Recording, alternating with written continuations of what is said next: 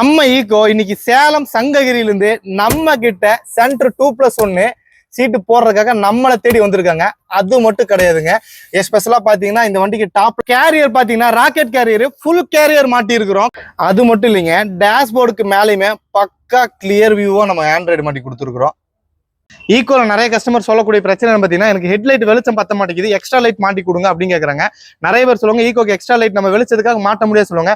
ஆனா நம்ம எவ்வளவு பக்காவா அக்யூரேட்டா நல்ல வெளிச்சமா மாட்டி கொடுத்துருவோங்கிறத நீங்களே பாருங்க.